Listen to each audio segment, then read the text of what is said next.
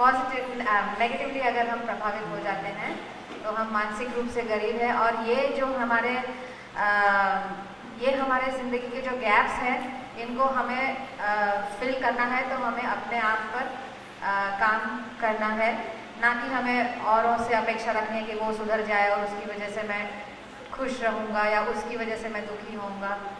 ये और ये हुआ जा सकता है। यस, ये डेफिनेटली हो सकता है और यही हो सकता है। यस, दूसरा कुछ हो नहीं सकता है। सही बात है। वो चीज़ जहाँ है वहीं अच्छी लगेगी। और जूता जरूरत भी, अब सर पे लेके घूमेंगे तो नहीं चलेगा। नहीं रिवॉक का है।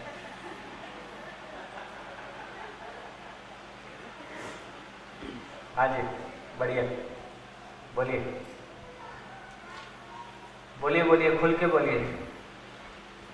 कल के दिन को जितना अच्छे से निष्कर्ष ले आएंगे उतना आगे के लिए हमारी मेहनत सही दिशा में बन जाएगी। हाँ जी, पीछे माइक। मनुष्य को हमेशा सुखी रहना पसंद है। मनुष्य को कभी दुखी रहना पसंद नहीं है।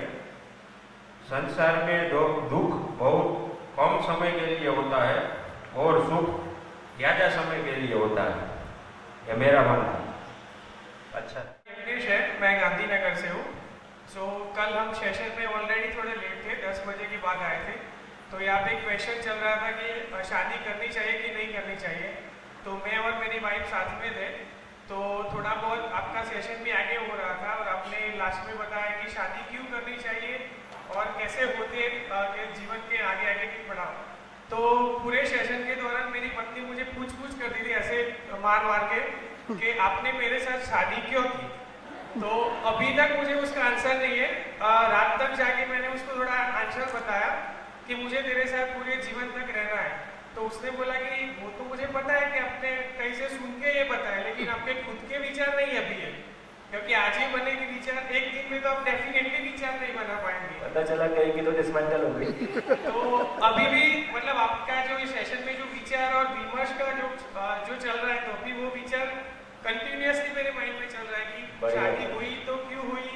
क्योंकि जो भी एनवायरमेंट था, मतलब हमारा एनवायरमेंट में ऐसे होता है कि 24 को शादी करो, 30 को बच्चे लाओ। अगर यही अखिलेश को किसी साधु संत के पास रख दिया होता तो आज मेरी शादी नहीं हुई होती। तो थोड़ा यहाँ पे क्वेश्चन मतलब कंफ्यूजन क्या मेरे। ये बोलो मैं कंफ्यूज था और मेरे को पता भी नहीं था। हाँ, वो सही है। हाँ, ऐसे बोलो। कंफ्यूज था और पता नहीं है। हाँ, मैं कंफ्यूज था और मेरे को पता भी नहीं था। कम से कम आपने परिचय कराया कि मैं कंफ्यूज था, उसके लिए थैंक यू बोलो। Thank you. जीवन विद्या की जर्नी मेरी बहुत टाइम से चल रही है, पर अब तक जो सीख रहे थे, जो लाइक कर रहे थे, वो सिर्फ अपने के लिए और अपने लाइफ के लिए।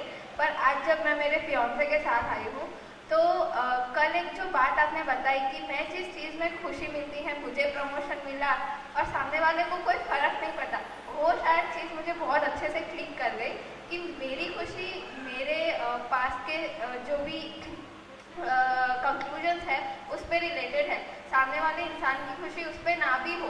सो वो बहुत बड़ी चीज़ है कि दोनों की खुशी अलग अलग हो सकती है।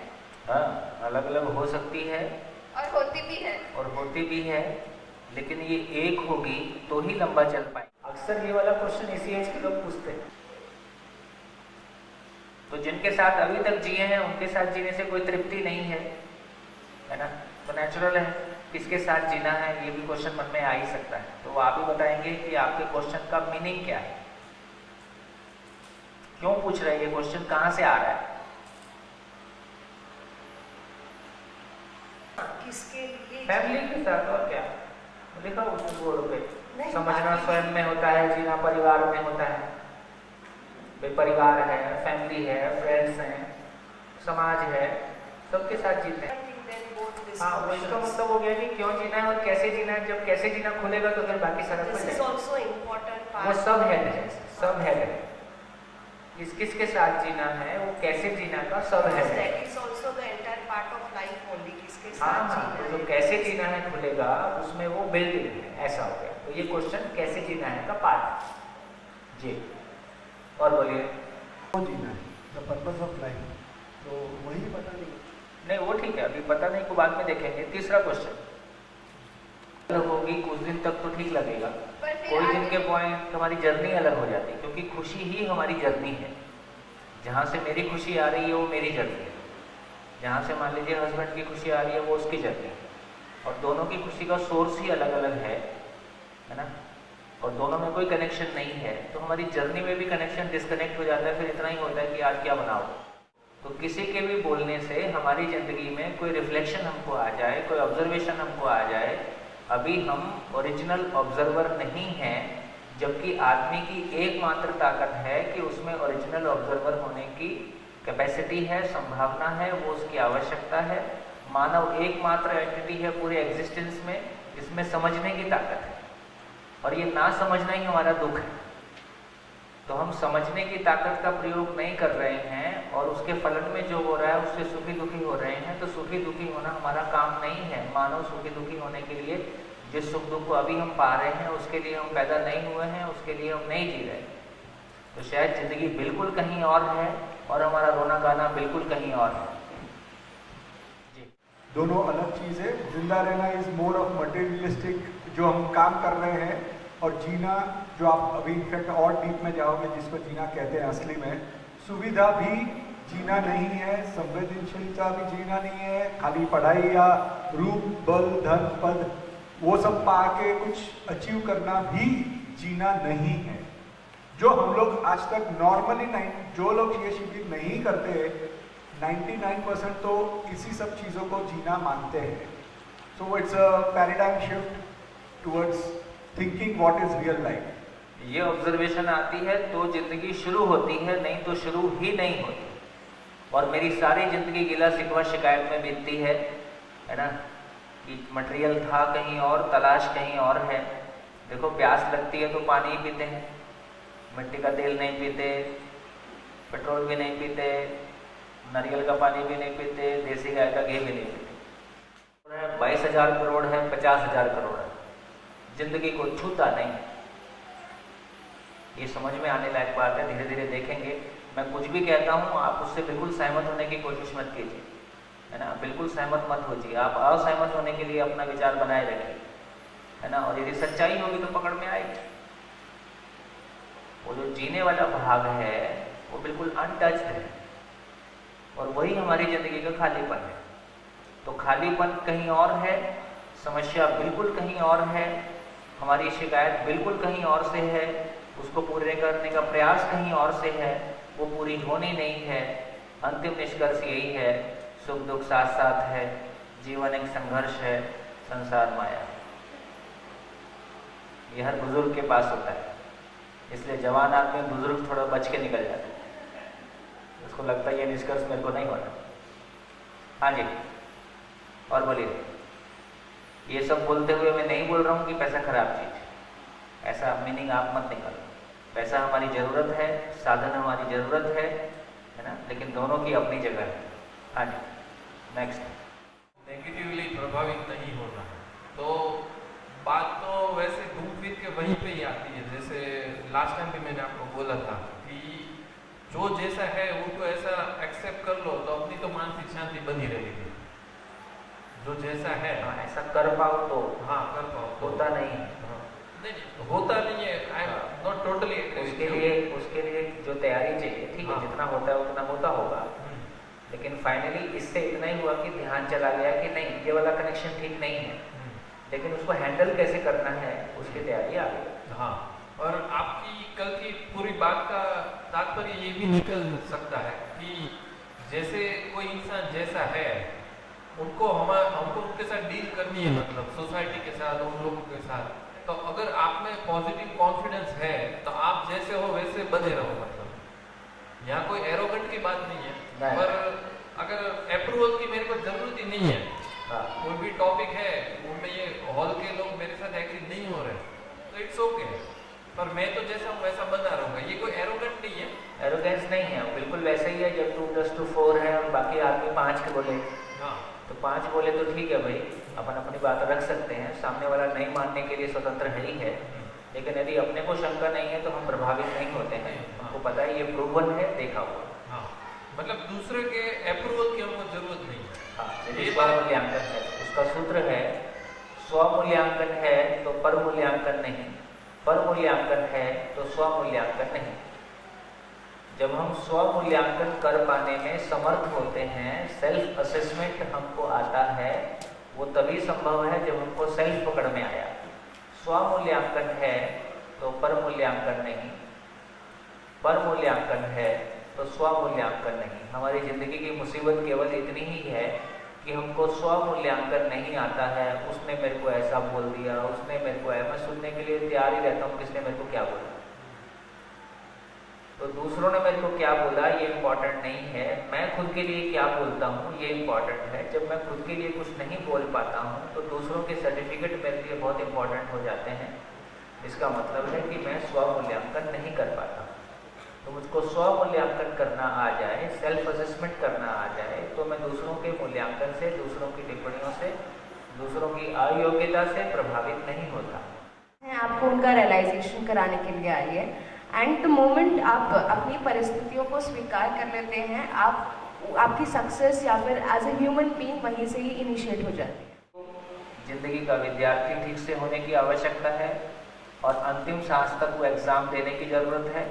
जितने एग्ज़ाम को हम क्वालिफाई कर पाते हैं उतना स्वयं में एक स्वाभिमान होता है, स्वयं में एक फील आता है कि नहीं यहाँ तक तो मामला ठोस है, और उसकी खुशी आपके साथ बनी ही रहती है। और जो गैप्स हैं उसको हम पहचानते रहते हैं, उसको ठीक करते हुए आगे बढ़ते रहते हैं। तो एक बार सही अर्थों में हम विद्यार्थी हो जाते हैं, एग्ज़ाम देने जाते हैं, क्वेश्चन पेपर पढ़ते हैं, 4 क्वेश्चन नहीं आते तो रोना गाना थोड़ा शुरू करते हैं। जो पहले आते हैं उनको अटेम्प्ट करना शुरू करते हैं, और बाद में जो नहीं आते हैं उसमें भी क्या कर सकते हैं उसको करना शुरू करते हैं। तो मेरे को लगता है कि ज़िंदगी को हमने उतनी गंभीरता से नहीं लिया है, टेकन फॉर ग्रांटेड लिया है, शायद उसको और ज़्यादा समझ नहीं। तो इसका मतलब है मेरा सम्मान और मेरी पहचान का आधार कुछ और होगा, जबकि मेरे सम्मान और पहचान का आधार किधर होगा, किधर जाएगा? वो जिंदा रहने की तरफ जाएगा कि जीने की तरफ जाएगा? जीने की तरफ। सम्मान और पहचान क्या है? भाव है कि वस्तु है? भाव। भाव है। भाव किधर है? जीने में है कि जिंदा रहने में है? जीने में। हम ढूंढ किधर रहे हैं? जिंदा रहने। हो गया काम। कितने हजार साल बाद? 3 लाख साल बाद। 3 लाख साल बाद हमको सम्मान समझ में नहीं आ रहा है। आत्मा परमात्मा की बात करते हजारों साल हो गए। परिवर्तनशील जीवन है हमारा, हम समझते हमने जी लिया, पर सबके साथ कदम नहीं मिला सकती थी। मन में बहुत विधा रहती थी, क्या करूँ क्या नहीं करूँ, क्या नहीं करूँ। मैं बड़ी, भाई बहन में ससुराल में भी बड़ी हूँ, वो किया नहीं, मैंने इतना किया, इसने कुछ कर दिया नहीं किया, मैं किसी को समझ नहीं सकती थी। प्यार बता को मूड मेरा फुल जब 2 दिन दिमाग सही नहीं रहता था। आज मैंने सोचा कि आप बोलते हो कि 2 गज दूरी रखो और हृदय कोमल रखो, बदा से मिलजुल के आज कदम ताल गिरा के मैं रहूँ। और प्रतिष्ठा पैसा सब रहता नहीं है, परिवार भी कल नहीं रहेगा, तो मैं भी नहीं रहूँ। सबको प्यार से बंटवारा करके समझूं समाज को कैसे चलना है सबके साथ मिलके, मैं ऐसा सोचती हूँ। लेकिन ये परिवर्तनशील तो है नहीं, तो मैंने भी देख लिया कल। आपने क्या मैंने जो परिवर्तनशील है वो कल देखा है, पर जो परिवर्तनशील नहीं है वो आज देखेंगे। हाँ, अभी देखना है, आज 3 दिन मेरे पास है, हाँ, बिल्कुल जाऊंगी। बिल्कुल, कोई नहीं। संज्ञानशीलता के पहले ये अनिवार्य है कि संवेदनशीलता आएगी ही आएगी। डायरेक्ट जंप नहीं है। संवेदनहीन व्यक्ति डायरेक्टली संज्ञानशील हो जाए ऐसा संभव नहीं। नहीं सर, मेरा एक एक्सपीरियंस रहा है कि मैंने एक आदमी को ऐसा देखा है कि वो संवेदनशील बिल्कुल नहीं है किसी के प्रति, लेकिन वो अपनी जिंदगी इतने बढ़िया से जीता है, इतने बढ़िया से निष्कर्ष मत निकालो और अभी जिंदगी आने दो सामने, क्योंकि दूसरा जो हमको बाहर से दिखाई देता है उसके अंदर क्या चलता है वो हमको पता नहीं चलता। बरोबर। और हम किसी से प्रभावित होने के बाद फिर देख भी नहीं पाते। ओके, जाने थैंक यू। जो डिफरेंस है वो बहुत थिन लाइन है। ये जो संवेदनशीलता है वो जो अपने समझ रहे हैं वो एक दिमाग में बैठा है कि अपने किसी को देखने का नजरिया बहुत जरूरी है, उसको क्या लेके हम आगे बढ़ रहे हैं, पर्पस। और वो जो लाइफ का पर्पस है वो भी बहुत इंपॉर्टेंट है। कल जो हमने सीखा कि पर्पस लाइफ का क्या है वो अपने को अपना कुछ पता कम ज़्यादा फाइनली एक्सीडेंट में जाके बदलती है। किसी का योग संयोग से ठीक चल जाए, दोनों संवेदनशील हैं, निभ जाए, अलग बात है। लेकिन घर के भीतर की कहानी बिल्कुल अलग है और जो बाहर दिख रही है वो कहानी बिल्कुल अलग है। और ये नेचुरल है, होगा ही, है ना, उधर ही लैंड करेगी क्योंकि एड्रेस ही पूरा गलत है। कल जो हमने चर्चा शुरू किया था कि यदि ज़िंदगी का एड्रेस ही गलत है तो कितने साल कितने घंटे रोज मेहनत करेंगे कि ज़िंदगी मंजिल को पा जाए, है? तो एक बार ये ठीक से लोकेट करने की ज़रूरत है, ठीक से पहचानने की ज़रूरत है कि यह वाकई में जो मैं मान के चल रहा हूँ वो एक सही एड्रेस है या एड्रेस ही गलत है या इनकम्प्लीट है। ये अच्छी बात कल हुई कि जितना भी नेगेटिव इमोशन है वो बेसिकली किसी इमोशन के ना होने की सूचना। जैसे क्रोध क्या है, द्वेष क्या है, स्नेह का अभाव है। तो क्रोध अपने आप में कोई चीज़ नहीं है, क्रोध अपने आप में कोई वास्तविकता भी नहीं है। जितना भी नेगेटिव इमोशन है वो अपने आप में कोई वास्तविकता नहीं है। तो ये धीरे से इसको देखेंगे और हम उसी को लिए जूझ रहे हैं और उसी से जूझने की कोशिश कर रहे हैं। हेलो, हाँ जी, हेलो, हाँ जी, जी जी बोलिए। हमें एक बात और कि जैसे परिवार में किसी को कोई भी अवार्ड या कुछ भी ऐसा मिलता है तो मुझे इतना खुशी नहीं कभी मैंने महसूस की, क्योंकि इसका शायद अभी मुझे इसका उत्तर मिला कि बिना मूल्य के जब कोई संबंध होता है तो उसके साथ में खुशी फील नहीं होती है। बिना मूल्य, अगर संबंध में मूल्य नहीं है हाँ, तो उस संबंध से भौतिक जो भी क्या कहना चाहिए, भौतिक उपलब्धि, कोई भी भौतिक उपलब्धि को महसूस नहीं कर सकते हैं। और जिस संबंध में कोई मूल्य होता है उसकी भौतिक उपलब्धि को भी बहुत खुशी होती है अंदर से। जैसे मेरी दीदी है तो उनसे बचपन से मैंने देखा है कि काफ़ी उनके साथ मेरा बहुत अच्छा मतलब सम्मान कर पाती हूँ उनका मैं बहुत। तो उनको जब बेस्ट टीचर का अवार्ड मिला तो मुझे बहुत खुशी हुई थी। जी, मूल्य ही संबंध है और कोई संबंध व्यक्ति नहीं है, संबंध शरीर नहीं है, दोनों के बीच में कोई भाव है, उसी को संबंध बोल रहे हैं। चलिए और कुछ कहना चाहेंगे तो बताइए। तो फिर हाँ, माइक आ गया। तो कभी कभार बच्चों पे या किसी पे क्रोध उस वजह से आता है ताकि ज़्यादा स्नेह है कि कोई चीज़ अगर वो नहीं कर रहे हैं तो कोई ये करना ज़रूरी है क्योंकि उनका केयर ज़्यादा है। जैसे हस्बैंड है तो वो अपनी केयर नहीं करते हैं तब क्रोध आता है क्योंकि ज़्यादा प्यार है, ज़्यादा स्नेह है। हाँ। ये चीज़ तो फिर क्रोध के बगैर ज़्यादा स्नेह नहीं है, ज़्यादा स्नेह की अपेक्षा है। हाँ, हमारे अंदर हम ज़्यादा प्यार से रहें, बहुत अच्छे से रहें, ऐसी अपेक्षा है। वो अपेक्षा जब जब टूटती हुई दिखाई देती है तो उसकी प्रतिक्रिया किसी क्रोध के रूप में होती है। जब जब उस परिस्थिति को, तो क्रोध की परिभाषा है अपनी अक्षमता का प्रदर्शन ही क्रोध है। अपनी अक्षमता का प्रदर्शन ही क्रोध है। किसी परिस्थिति विशेष को हैंडल ना कर पाने से जो मेरे भीतर असफलता की स्थिति बनती है वो मेरे को स्वीकार नहीं है, उसकी प्रतिक्रिया क्रोध है। अपने भीतर असफलता को ना स्वीकार पाना, किसी परिस्थिति को मैं हैंडल नहीं कर पा रही, चीज़ें मुट्ठी से निकल रही हैं, तो या तो चिल्लाना शुरू करूंगा या अंदर पीना शुरू करूंगा। सामने वाले पे निर्भर करता है। यदि उसके सामने बोला जा सकता तो बोल देते हैं, कोई कोई ऐसा होता है जिसके सामने नहीं बोला जा सकता तो उसको पी लेते हैं। पी लें तो भी गुस्सा है, बोल दें तो भी गुस्सा है। या तो हम बात करना बंद करेंगे या हम चिल्लाना शुरू करेंगे, दोनों एक ही बात है।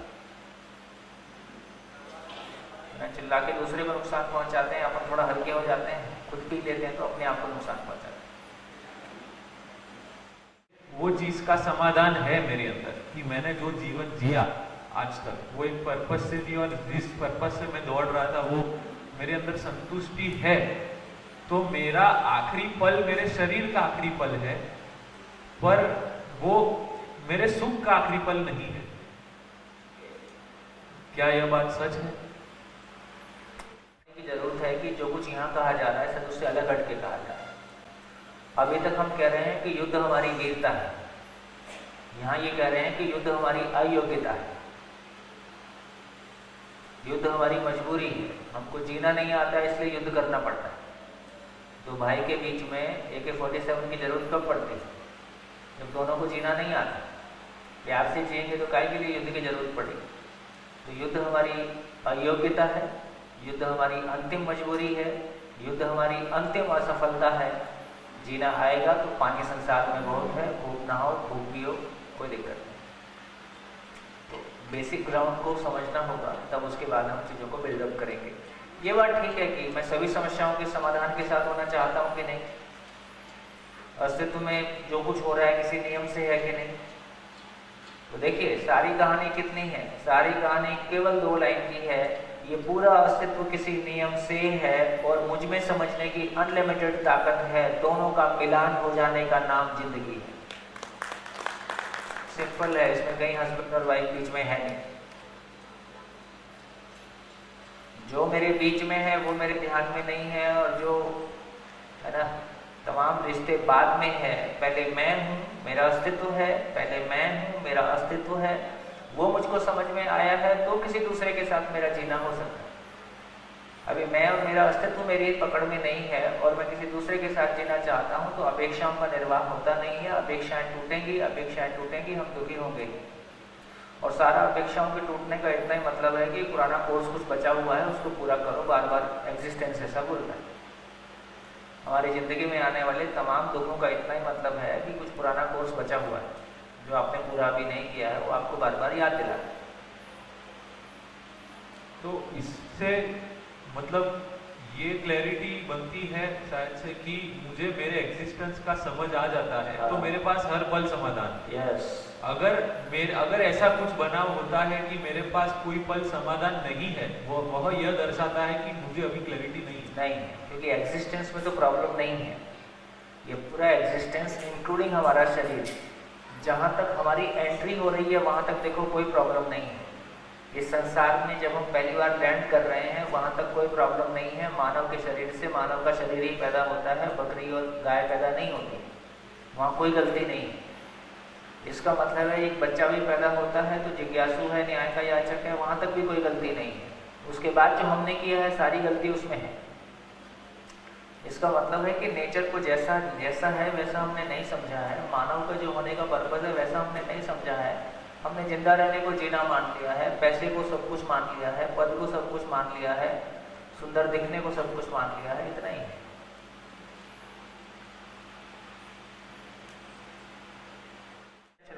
तो वैसे ही पैसा सबको चाहिए तो पैसा नेचुरल है। पैसा नेचुरल है, नेचुरल है। हाँ, लेकिन रिबॉक का जूता पैर में ही रहेगा। जूता पैर में ठीक लगता है तो पैसे की जगह जहाँ है वहीं ठीक लगता है। और ये समझना है कि जूता पैर में ही अच्छा लगता है। बस इतना ही काम। तो पैसा हमारी ज़रूरत है, उसके बिना नहीं चलेगा। पैसा मतलब साधन। शरीर जिंदा रहेगा तो रोटी कपड़ा मकान से ही जिंदा रहेगा, वो भाव से जिंदा नहीं रहेगा। जीना जिसको हम भाव मान लीजिए कह रहे हैं, तो शरीर उससे जिंदा नहीं रहेगा। आप घर में गए, पत्नी को बोला खाना ले आओ, बोले तुमको बहुत प्यार करती हूँ, इससे काम नहीं चलेगा। तो दोनों अलग अलग जरूरतें हैं। भाव की जरूरत पैसे से पूरी नहीं हो सकती है, पैसे की जरूरत भाव से पूरी नहीं हो रही। इतना ही समझना है बस, इतना ही लोचा। इतना सिंपल सा काम है जिसमें हम कितना जूझ रहे हैं। हाँ जी। तो अक्षमता का एक प्रदर्शन है तो ही क्रोध है। तो अगर कोई माँ है वो अपने बच्चे पे थोड़ा क्रोध करती है कि उसके अच्छे के लिए, अच्छे के लिए। तुम्हारे ऊपर कोई गुस्सा करे तो तुमको कैसा लगता है? ऐसा नहीं है कि अगर बच्चे को एक बार ना बोला, 2 बार ना बोला, फिर भी इसका इतना ही मतलब है आपको बोलना नहीं आता, इसमें क्या करना है? ओके। तो माँ होने से क्या हो जाता है? अभी हम बायोलॉजिकली माँ हैं कि सही अर्थों में माँ हैं? हाँ। अभी हमने केवल अपने बच्चों को जन्म दिया है, हम बायोलॉजिकल माँ हैं। अभी माँ होना शेष है। मानव नहीं हुए माँ कहाँ से हो जाएंगे? एग्जाम्पल सेट करके कितने प्रतिशत लोग जिंदा रहने को जीना मान के जी रहे? 90। कितने प्रतिशत लोग? 90। ये आकार से मानव है कि आचरण से मानव है? आकार से। आचरण से मानव होना शेष है। तो अभी हम ना माँ है, ना पिता है, ना पत्नी है, ना भाई है, ना बहन है, है ना, कुछ भी नहीं है, काम चल रहा है बस, और बीच में रोना गाना हो ही रहा है। अपनों से दुख पाया कि परायों से पाया? अपने आप से जम के पाया। कहाँ? कोई मावा नहीं, तो जन्म दिया है और जन्म देने में आपका कोई योगदान है नहीं, वो नेचर का है।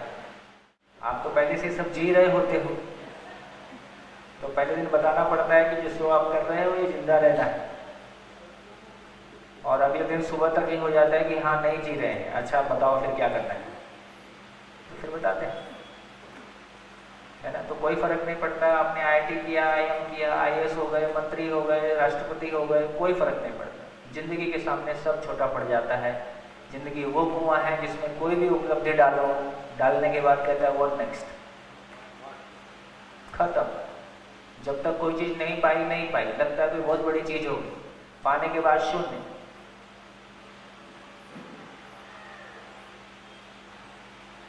तो इतनी ही बात समझनी है कि जिंदा रहना, जीना दो अलग अलग दुनिया है, दोनों के नियम अलग हैं, दोनों को पाने का तरीका अलग है। एक की आवश्यकता दूसरे से पूरी नहीं होती। सारी दुनिया में सारी लड़ाइयाँ मेरे खुद के भीतर की और मेरे परिवार की, चाहे सास से हो चाहे पति से हो, दुनिया भर से जितनी भी रुसवाई है वो केवल इस बात की है कि मुझको जीना नहीं आता है। प्रॉब्लम मेरी है, मुझको जीना नहीं आता है, तो मेरे को पति खराब दिखाई देता है, कोई सास खराब देती है, कोई कंपनी खराब देती है, कोई देश खराब देता है, और दूसरे की भी इतनी प्रॉब्लम है कि उसको भी जीना नहीं आता, क्योंकि ये हमारी एजुकेशन का हिस्सा नहीं है, ये हमारे धर्म का हिस्सा नहीं है, ये हमारे अध्यात्म का हिस्सा नहीं है, ये हमारे कहीं का हिस्सा नहीं। तो एक नया अनुसंधान है जिसमें हमको ये पता चल रहा है कि अच्छा ये गैप था, इसको हम बाई एजुकेशन एड्रेस कर सकते हैं। जिंदगी को क्लासरूम में लाया जा सकता है। जैसे फिजिक्स और केमिस्ट्री हम क्लासरूम में पढ़ते हैं, इंजीनियरिंग और मेडिकल साइंस क्लासरूम में पढ़ते हैं, ऐसे जिंदगी को क्लासरूम में पढ़ सकते हैं और प्रैक्टिस कर सकते हैं। तो एक नई चीज। चलो आगे चले, चलिए बोर्ड साफ, सब साफ। तो निष्कर्ष क्या निकला? जिंदा रहना जीना नहीं है, सुविधा होने का मतलब जीना नहीं है, संवेदनशीलता का मतलब जीना नहीं है, PhD होने का मतलब जीना नहीं है, आपके विश्व सुंदरी होने का मतलब जीना नहीं है, पद का मतलब जीना नहीं। जैसे मैं पहले किसी का फॉलोअर हूँ, हाँ, सपोज ब्रह्म कुमारी से मैं फॉलोअर हूँ, हाँ हाँ, तो मेरे दिमाग में जैसे शिवानी बहन के लेक्चर चलते रहते हैं, तो उससे मेरे को डिस्टर्बेंस होगा कि समाधान? एकदम कंप्लीट डिस्टर्बेंस होगा। इसलिए मैंने कल भी कहा है, फिर से एक बार कह देता हूँ, है ना। इसको सुनने का तरीका आपको शेयर कर देता हूँ। देखिए ये एक ऐसा तरीका है, पहले मैं आपके साथ क्या क्या नहीं करूँगा उसको बता दें। किसी भी तरह का उपदेश ही नहीं दूंगा, ये करो ना करो ऐसी किसी भाषा का प्रयोग नहीं करेंगे। वैसे शिविर नॉर्मली 8 दिन का होता है, तो एक बार भी मैं चाहिए शब्द का प्रयोग नहीं करूँगा। ये जितना मैंने बोर्ड पे लिखा है इतना आप घर में नहीं करेंगे तो क्या करेंगे?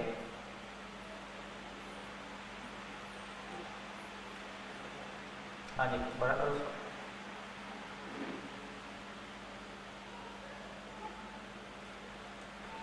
इतना यदि आप घर में नहीं करेंगे तो क्या करेंगे? कुछ भी नहीं कर सकते, चुप रहेंगे। ठीक हो गया? तो इसलिए सब कैंसिल हो गया। तो इससे ये पता चला कि एक बार नए सिरे से सोचने की जरूरत है। तो जो भी कुछ यहाँ कहा जा रहा है उसको मानने की आवश्यकता नहीं है, तो मानने की आवश्यकता नहीं है, मानना नहीं है, क्योंकि मानने से हम फॉलोअर बनते हैं। इसलिए चीज़ों को जानना जरूरी है। जानने के लिए उसको जांचना जरूरी है। जांचने का मतलब है उसके आधार क्या होंगे कि जो कुछ भी कहा जा रहा है पूरी नेचर को देखें तो वो एक यूनिवर्सल नेचर अपने आप में यूनिवर्सल है। नेचर यूनिवर्सल है तो उसको लॉजिकली समझा जा सकता है। लॉजिकली समझा जा सकता है तो उसको समझ सकते हैं, तो अंडरस्टैंडेबल है और वो प्रैक्टिसेबल है। प्रैक्टिसेबल है, एक ही प्रैक्टिस करेगा कि सभी के लिए है, रेप्लिकेबल है, हैंस वेरीफाइबल है। इन ग्राउंड्स पे हम चीज़ों को जांच सकते हैं। आगे थोड़ा बड़ा कर देगा। जब हम साइंस के धरातल पे बात करते हैं तो उसके बात करने का तरीका ही यही है। देखो अभी तक जिंदगी को हम क्लासरूम में क्यों नहीं ला पाए? जिंदगी को क्लासरूम में ना ला पाने का एक ही मतलब है कि एजुकेशन का प्लेटफॉर्म ही डिफरेंट है। वहाँ मैं मेरी आस्थाओं को नहीं पढ़ा सकता, है ना। आपको ऐसा करना चाहिए, तो एजुकेशन में चाहिए की भाषा नहीं है, एजुकेशन में है की भाषा है। तो इसका मतलब है कि यदि हम जिंदगी को क्लासरूम में लेके आएंगे तो किसी इज़म से लाना पड़ेगा, किसी हिंदू से लाना पड़ेगा, मुस्लिम से लाना पड़ेगा, जैन, सिख, ईसाई। तो जितने भी हम धर्म अभी तक प्रचलित हैं उन सभी धर्मों में जो कुछ भी हमको कहना होगा, फिर एक वाला कहेगा कि फिर हमारे वाला क्यों नहीं चलेगा, एक क्लास में तो सभी धर्मों के बच्चे बैठे हैं। इसलिए ये माना गया कि ये धर्म, ये मानव के बारे में कोई बात करना है तो ये एजुकेशन की बात नहीं है, ये किसी धर्म और किसी बाबा और किसी अध्यात्म की बात है। एजुकेशन के प्लेटफॉर्म पे तो वही बात हो सकती है जो यूनिवर्सल हो, लॉजिकल। इसलिए अभी तक हम एजुकेशन में मानव के बारे में कोई बात नहीं कर पाते। इसलिए ग से गधा पढ़ाना यूनिवर्सल है, गधा यूनिवर्सल होता है, और गै से गणेश पढ़ाना सांप्रदायिक है। ठीक हो गया? तो ये एक अनुसंधान है जिसमें ये संभव हो पाया कि बिना किसी रेफरेंस के, बिना किसी चिन्ह प्रतीक के, शुद्ध रूप से जिस तरह से हम एटम और मॉलिक्यूल पढ़ते हैं, सेल और इंजीनियरिंग पढ़ते हैं, उसी तरह से जिंदगी को भी। साइंस में हम कोई चीज़ को वेरीफाई कैसे मानते हैं? साइंस में कोई चीज़ के वेरिफिकेशन का आधार ये है कि उसको लैब में प्रयोग करके बार बार सेम रिजल्ट आता है तो हम ये बोलते हैं कि ये वेरीफाइड है। तो ये मानव के लिए लैब क्या होगा? मानव को विश्वास और सम्मान को कौन सी लैब में लेके आएंगे, कौन सा इंस्ट्रूमेंट में लेके आएंगे कि दो लोगों के बीच में विश्वास है कि नहीं है, इसको कैसे जांचेंगे? तो इसका मतलब है कि मानव के बारे में जो लेबोरेटरी है, इसलिए बोला कि मानव की जब बात करेंगे उसके बारे में बोलेंगे कि समझना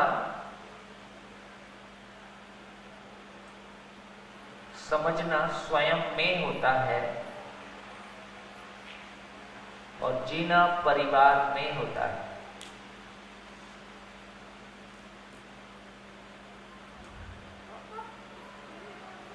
समझना स्वयं में होता है, जीना परिवार में होता है।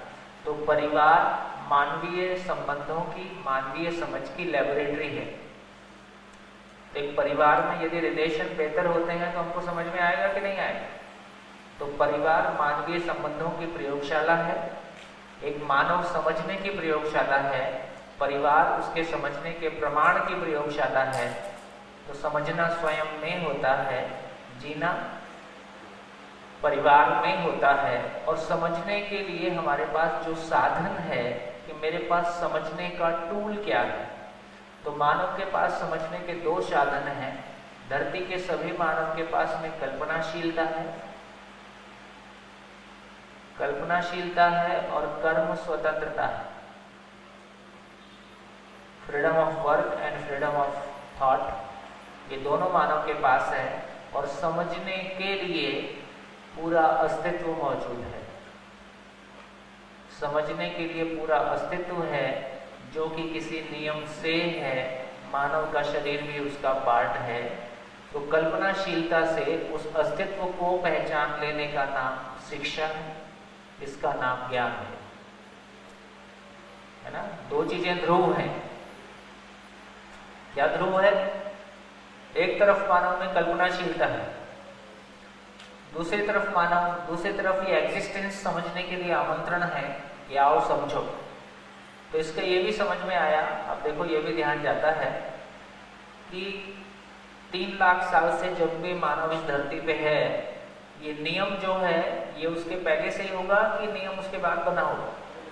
नियम तो पहले से ही है। तो नियम तो अस्तित्व में रहता ही है। नियम कोई महापुरुष बनाता है, कोई साइंटिस्ट बनाता है, कोई देवी देवता बनाता है? तो नियम तो अस्तित्व में है ही। अब ये भी समझ में आया कि जितने ठप्पे हमने लगाए हैं हिंदू, मुस्लिम, सिख, ईसाई, जैन, बौद्ध, पारसी, इसका भी इतना ही मतलब है कि तमाम महापुरुषों ने किसी भी कालखंड में धरती पे किसी भी महापुरुष ने इन्हीं नियम को पहचानने की कोशिश की है और अपने अपने तरीके से कोई भाषा दिया है। लेकिन भाषा में अंतर हो सकता है कि नियम में अंतर हो सकता है? भाषा में ही अंतर होगा, है ना। तो इसका मतलब है हमारे देखने में अंतर हो सकता है कि हमने अधूरा देखा कि पूरा देखा, हमारे बोलने में अंतर हो सकता है कि अधूरा बोल पाए कि पूरा बोल पाए, हमारे लिखने में अंतर हो सकता है, लेकिन वो जो नियम है वो तो शाश्वत है, वो तो हमेशा सबके लिए एक ही जैसा है। तो इससे ये भी समझ में, और मानव में समझने की ताकत है, और मानव में समझने की ताकत सभी के पास समान है। धरती का कोई भी मानव कहीं भी हो तो खुश होता है तो खुशी दिखाई देता है, धरती पे मानव कहीं भी हो उदास हो तो उदास ही दिखाई देता है। तो मानव में कोई अंतर नहीं है, है ना। मेरा नाम सोम है, किसी दूसरे परिवार में पैदा होता तो टॉम हो जाता, कहीं और पैदा होता तो ओम हो जाता, है ना। भाई अभी आजकल हॉस्पिटल में बच्चे पैदा होते हैं, है ना। एक हॉस्पिटल में एक ही दिन में 100 बच्चे पैदा हो रहे हैं, बड़े हॉस्पिटल ऐसे होते हैं, है ना। और वो नर्स लेके जाती है बच्चे को, साफ साफ करके लाके देती है, ठीक है। अब पिछले दिनों को घटना घट गई और नर्स ने 3 दिन बाद आके बताया कि आपका बच्चा बदल गया, मैं गलती से आपको दे दी। वो नंबर लगाते हैं 18, 19, 20, और टैग गलत लग गया। कुछ बेचारी सोच रही थी घर की प्रॉब्लम थी, अब 3 दिन बाद आके बताई वो बच्चा बदल गया है। अब माँ दोनों मानने को तैयार नहीं, बोले अब तो हमारा यही है। तो हॉस्पिटल में जितने पैदा हुए इनका कोई भरोसा नहीं।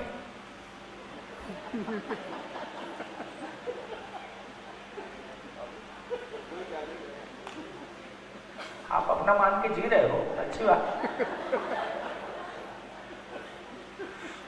क्या पता बदल गया हो, है ना। अब जिसके घर में आएगा तो वही वाला नाम रखेगा, तो टॉम वाला टॉम नाम रखेगा, ओम वाला ओम रख देगा। अब वही बच्चा है, इधर चला जाता टॉम होता, उधर चला जाता ओम होता।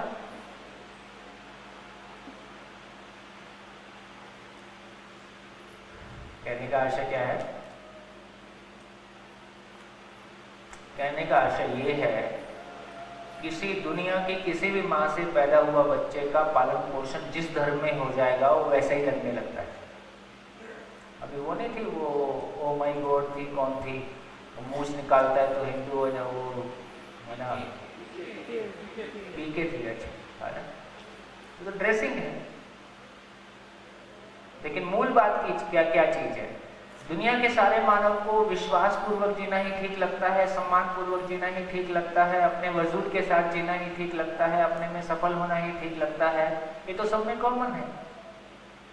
जो नेचुरल चीजें हैं वो सभी मानव में कॉमन है। आप कुछ भी बदल दीजिए, उसमें से आप कुछ नहीं बदल सकते। इसका मतलब ये हुआ कि प्रकृति किसी नियम के साथ है, मानव में समझने की क्षमता है, दोनों के मिलने का नाम ही ज्ञान है। आज तक ये प्रयास धरती पे होता ही रहा है, आगे भी होता ही रहेगा। जंगल युग से लेके यहाँ तक पहुंचे हैं उसके लिए धन्यवाद, लेकिन मंजिल अभी शेष ही है और हमने अपनों से दुख पाया है और पर्याप्त मात्रा में पाया है। तो इसलिए कहना चाहता हूँ कि जब आप शिवानी को सुने, कि ओशो को सुने, कि आप जो कुछ भी आपके मन में चलता रहे, इसका मतलब ये हुआ कि जब आपके भीतर कुछ चलता रहेगा तो आप सुन तो नहीं पाएंगे। तो पहले ये साधन के रूप में हमारे पास ये है, हमको समझ में आया, इसका प्रमाण क्या होगा? समझने का प्रमाण क्या होगा, है ना। समझने का प्रमाण एक ही होगा कि मेरे पास जो समझ नाम की चीज आई है वो यूनिवर्सल ही होगी, वो यूनिवर्सल ही होगी। मानव के साथ उसको जीऊंगा और वो यदि मेरे पास ठीक समझ है तो मानव के साथ जीने से उभय तृप्ति होगा, म्यूचुअल फुलफिलमेंट होगा। उभय तृप्ति होगा, इसका नाम न्याय है। तो मानव के साथ में जिए तो तृप्ति के में जिए, कोई गिला शिकवा शिकायत नहीं है, ऐसा हम सभी चाहते ही हैं। नेचर के साथ में जिए, प्रकृति के साथ में जिए तो प्रकृति में संतुलन बना रहे, ताकि आने वाली पीढ़ियां, हमारे बच्चे भी ठीक से जी सके और परिवार में समृद्धि हो जाए,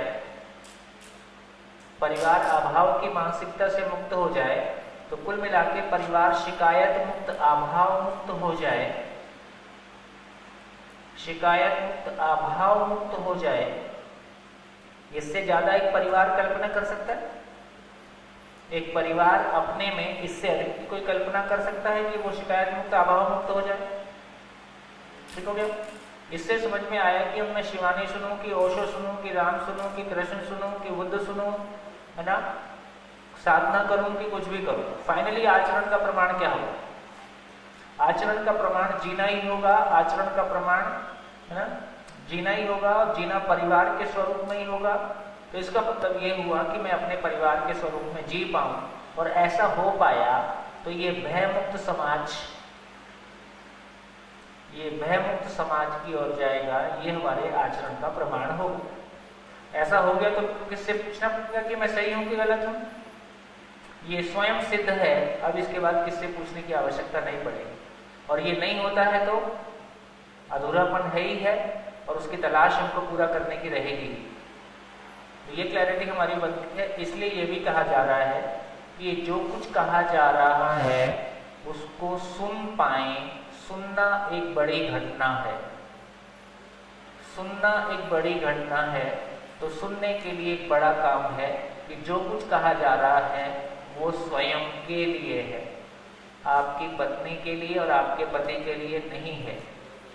इसलिए जब आप सुन रहे होते हैं तो पत्नी से अलग बैठे हैं तो ज़्यादा अच्छा है, नहीं तो आप कोनी मारते रहो, है ना, देख तेरे लिए, और वो देखती रहेगी कब तुम्हारे लिए आया, और फाइनली पता चला दोनों के लिए कुछ नहीं आया।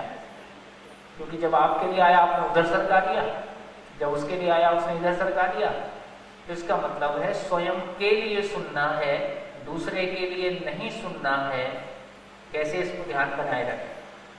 दूसरा, जब आप कोई चीज सुन रहे हैं तो आपके चित्त पे पहले से दबाव है, आपका चित्त पहले से किन्हीं घटनाओं के दबाव और प्रभाव में है। जो भी घटनाएं आपके साथ घटी हैं उनका क्षोभ, उनका दुख हमारे साथ बना रहता है। और जब मैं कुछ कहना शुरू करता हूं तो आपको घटनाएं याद आ जाती हैं, उसने ऐसा क्यों किया था, मेरे साथ ही ऐसा क्यों हुआ। अब आप सुन पाएंगे? अब सुनना नहीं हो पाएगा। तो मेरा ये आपसे निवेदन है कि जो कुछ भी घटनाएं, दुर्घटनाएं आपके साथ घटी हैं उसको कॉपी पे नोट करके एक बार पीछे लिख के छोड़ दीजिए। मन की ये आदत है कि उसको ठीक से समझा दिया जाए, देखो तुम्हारे साथ ये हुआ है, दुखद है, मुझको इस बात पे दुख है, लेकिन इसको बाद में हैंडल करेंगे, अभी पहले दवाई आने दो। तो आप पीछे लिख के छोड़ दोगे तो ये मन को स्वीकारने में थोड़ी मदद मिलती है, ताकि बार बार आपको परेशान ना करे, आप सुन पाएं, बोर्ड के साथ साथ चल पाएं। क्योंकि सुन पाएंगे तो कुछ आगे कोई बात हो पाएगी, नहीं तो हो ही नहीं पाएगी। तीसरी बात ये कह रहे हैं कि किसी भी चीज के साथ में कंपैरिजन करना। आप, मैं कुछ बोल रहा हूँ, आप ओशो से कंपेयर करना शुरू कर दिया, आप ओशो पढ़ के आए हैं, ठीक, तो आप क्या कर रहे हैं, आप दो महापुरुषों को कंपेयर कर रहे हो। कंपैरिजन करना कोई बुरी बात नहीं है, लेकिन कंपैरिजन करने का अधिकार किसको है? जिसको दोनों पे समान अधिकार हो वो कंपेयर करेगा तो कोई काम की बात निकाल सकता है।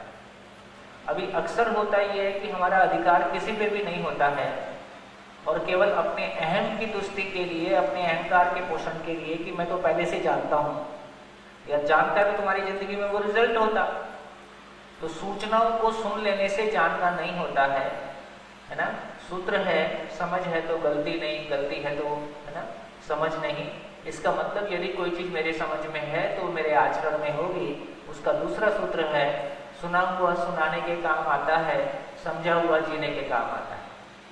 आपके पास बहुत कुछ सुना हुआ है जो आप सुनाते रहते हैं, आपके खुद के जीने में काम नहीं आता है, दूसरों को सलाह देते रहते हैं। इसका मतलब है जो मेरे खुद के आचरण में नहीं आता है वो मेरे सुना हुआ है, मेरी मेमोरी में है, उसका मेरे लिए वो एक बोझा जैसा ही है। प्रेशर मारने के काम कभी कभी यूज कर लेता हूँ, लेकिन उससे मेरे को अभी कुछ नहीं मिल रहा है। तो समझा हुआ कुछ नहीं है, सुना हुआ बहुत कुछ है। तो कृपया करके तुलना करने का काम ना करें, इससे हम सबका नुकसान है, क्योंकि उससे मिलेगा कुछ नहीं। तो अपने लिए सुनना है, अपने चित्त को थोड़ा बाजू में रख के सुन पाए। कंपैरिजन करने का कोई मीनिंग नहीं है।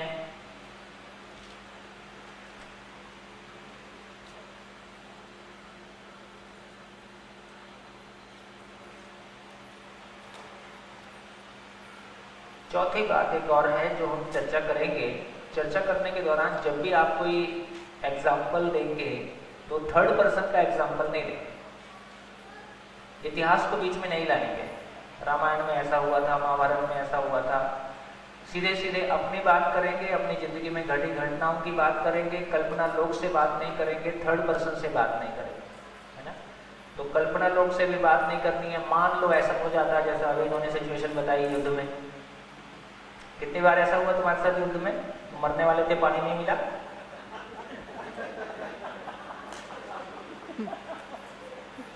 खोज खोज के लाएंगे। हाँ ये सब क्या उपमा दिया। शादी में युद्ध से कम थोड़ी, और लास्ट में पानी ना मिले ऐसा हो सकता है?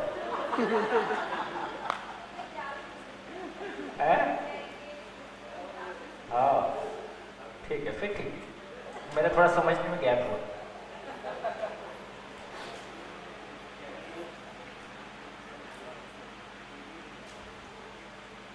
स्वयं के साथ घटी घटनाएं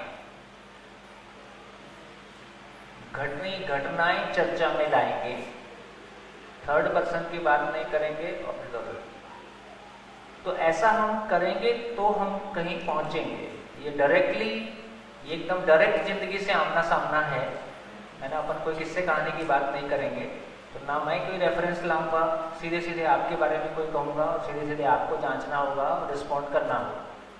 चलिए, तो जितनी चर्चा हमारी हो गई, ये कल ये समझ में आ गया कि दुख के साथ जीना होता है कि झेलना होता है। ठीक है, तो दुख के साथ में झेलना, तो जितनी भी नेगेटिव बात हम करते हैं उसके साथ में जीना नहीं होता है। तो जीना बेसिकली कब होता है? तो जीना बेसिकली होता है जब मेरे पास कोई प्रैक्टिसेबल समाधान होता है। तो मेरे पास जब प्रश्न होते हैं कि जब मेरे पास उत्तर होते हैं, तो बेसिकली किसी प्रैक्टिसेबल आंसर के साथ जीना होता है। और कल मेरे को लगता है कि काफ़ी अच्छी बात हुई और आप तक काफ़ी ठीक से पहुंची भी कि हम समस्याओं से दुखी नहीं होते हैं, समाधान का ना होना हमारी पीड़ा है। तो बेसिकली कोई समस्या हमको दुखी नहीं करती है। तो उत्तर मेरे पास होना, कोई प्रैक्टिसेबल आंसर मेरे पास होना।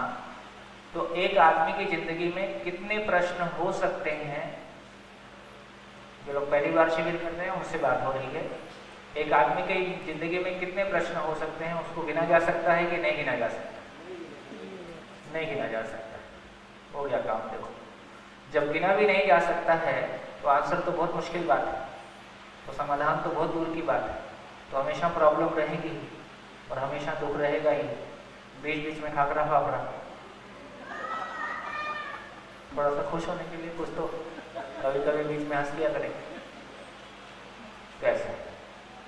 तो चलिए, दर्शन ये कहता है कि आदमी के पास मूल में जाएंगे तो दो ही प्रश्न है, तीसरा प्रश्न आदमी के पास है ही नहीं। आप असहमत होने का प्रयास करें समझने की जिम्मेदारी के साथ। तो मूल प्रश्न है,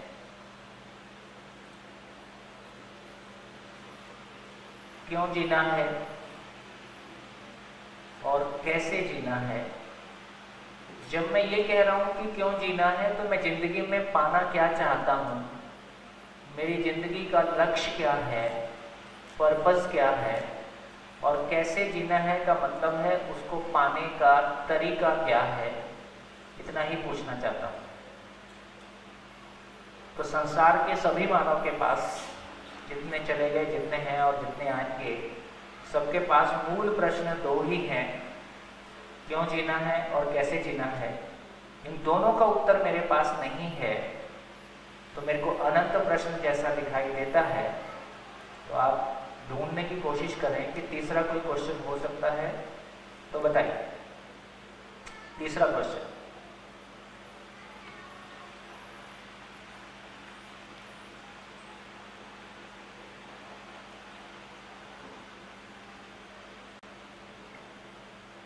हाँ जी, तीसरा क्वेश्चन। आनंद बोल रहे थे आप लोग? हाँ जी, तीसरा क्वेश्चन।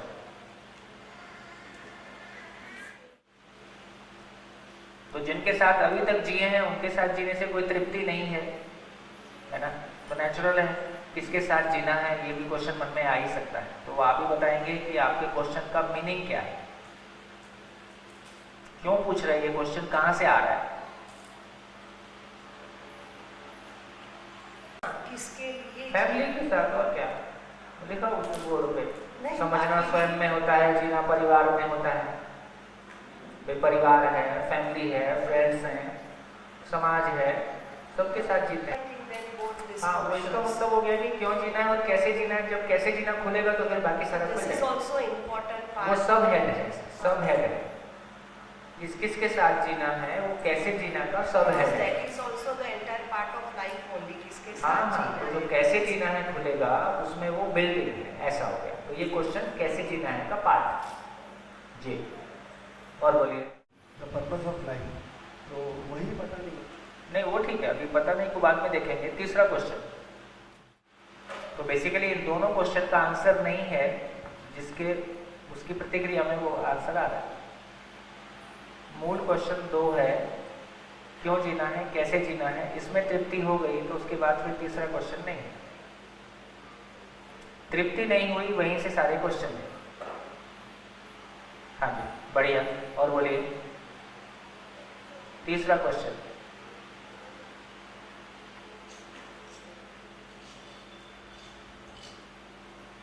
बिल्कुल आराम में आ गए। आप ही लोगों से पूछ रहा हूँ। तीसरा क्वेश्चन, हाँ जी, पीछे एक माइक, पीछे माइक। कैसे जीना है, यही जीना है। नहीं सर, तीसरा क्वेश्चन हो सकता है। अरे 2 हो गया तो उस तीसरा कहाँ से लाओगे। जीना क्या है का मतलब है क्यों जीना आ जाए, कैसे जीना है आ जाए, यही जीना है। और बोलो। सकती है कि चलते रहना और चाहते रहना है, कब अंतिम पल आ जाए क्या पता। वो अंतिम पल भी आपको अच्छा लगेगा अगर आप चलते रहे हो, चाहते रहे हो। चलते रहे हो, चाहते रहे हो मतलब नदी की तरह बह ही रहे हो लाइफ में, कहीं रुकते नहीं हो, फ्रस्ट्रेट नहीं हो रहे हो। ठीक है, ये सब बोलने में अच्छा लगता है। हो कहाँ रहा है, जिंदा रहने को जीना मान रहे हैं 99.9% लोग। उसके बाद क्या चलते रहोगे और क्या खुश रह लोगे। नहीं, ऐसा कैसे होगा, नहीं हो पा रहा है। वो तो कविताएं, जिंदगी में कविताएं का मतलब है इतना ही है कि मैं जो चाहता हूँ उसको कविता में बोलते रहता हूँ। जिंदगी तो कविता जैसी नहीं चल रही। नहीं, इंसान चाहे तो उस स्टेज तक पहुंच तो सकता है ना। पहुंच जाए तो किसको दिक्कत है। हाँ, पहुंच जाए तो अच्छी बात है। हाँ, मतलब वो क्वेश्चन क्या है, तीसरा क्वेश्चन बोलो। बस खत्म। नहीं है तो आगे चलो। आज अब देखो जिंदगी कितनी आसान है। देखो बहन, 2 ही क्वेश्चन, 80 साल, इतनी सी बात। अब बताओ क्यों इतना परेशान होने का। 2 क्वेश्चन 80 साल। अभी मैं हरियाणा में शिफ्ट कर रहा था, बोले 100 से कम कैसे लिख सकते हो आप। हरियाणा में 100 से कम मानते ही नहीं, तो बाकी जगह 100 से कम में मान लेते हैं। तो मैं 100 लिख देता हूँ, कोई नाराज हो तो। 80 साल की जिंदगी और मात्र 2 क्वेश्चन। कभी अखबार में आया भूख से मर गया। ठीक, हमारी भूख इतनी सी है, 2 रोटी सुबह, 2 रोटी दोपहर, 2 रोटी शाम। एक बार में 1 पैंट शर्ट ही पहन सकते हैं। मेरे पास 5 है तो 5 पहन के नहीं आ सकता, है ना। यदि देखा जाए तो आदमी की कंजम्पशन करने की ताकत बहुत कम है। आदमी की प्रोड्यूस करने की, आज के पास आदमी के पास सोचने की ताकत बहुत बड़ी है, उसको प्रोड्यूस करने की ताकत बहुत बड़ी है। और आदमी स्ट्रगल करता हुआ दिखाई देता है, बाकी सब आराम में दिखाई देते हैं। तो भैंस देखिए कैसे पड़ जाती है। पानी भर मिल जाए इसलिए बोलते हैं गई भैंस पानी में, क्योंकि अब निकलेगी नहीं वो। सब इतने आराम में हैं, हम इतनी स्ट्रगल कर रहे हैं। आदमी के अलावा पूरे विश्व, पूरे वर्ल्ड में कोई एक एंटिटी बता दो जो स्ट्रगल करता।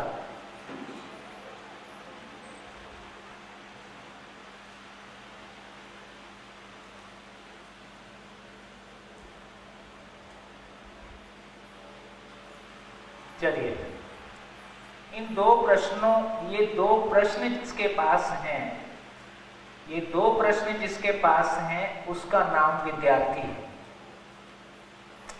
जिसके पास ये 2 प्रश्न हैं उसका नाम विद्यार्थी है। कितने लोग जिंदगी में विद्यार्थी हैं? कोई नहीं है, यहाँ हाथ मत उठाओ। नहीं है। हमको तो एक ही चीज की तलाश है, पैसा किधर से आएगा। हमारी तलाश एक ही है। तो सही अर्थों में जिस दिन आदमी जिंदगी का विद्यार्थी हो जाए, वहां से उसकी जिंदगी का दरवाजा खुल जाता है। मुझको जिंदगी की तलाश ही नहीं है। मैंने तो ये मान रखा है कि पैसा आने से सब हो जाता है, इसलिए मुझको तो पैसे की तलाश है। पद की भी तलाश नहीं है, उससे भी पैसा आता हो तो ठीक है। तो घूम फिर के मुझको एक ही चीज की तलाश है, पैसा आए, और पैसे से भी कुल मिला के इंद्रिय सुख की तलाश है। तो ऐसा देखेंगे तो सही अर्थों में हम विद्यार्थी नहीं। एक बच्चा पैदाइशी विद्यार्थी था। हर बच्चा जब पैदा होता है, जन्म से जैसी भाषा पकड़ता है, वो हर चीज को समझना चाहता है, हर चीज के बारे में पूछता है, वो विद्यार्थी था। और हमने क्या किया उसके साथ? हमने क्या किया उसके साथ?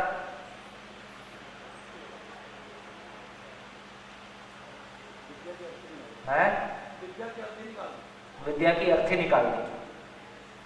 विद्या की अर्थी निकाल दी। देखिए, हम अभी एजुकेशन की बात करते हैं। मैं कहता हूं कि यदि मानव ही समझ में नहीं आया तो एजुकेशन का कंटेंट भी कैसे समझ में आए। एक सूत्र बोल रहा हूं, उसको लिख लीजिए, फिर उस पर सोचिएगा। किसी बच्चे का परिवेश ही, किसी बच्चे के लिए उसके जीने का परिवेश ही उसके लिए अध्ययन की वस्तु है। किसी भी बच्चे के लिए उसके जीने का परिवेश ही उसके लिए अध्ययन की वस्तु है।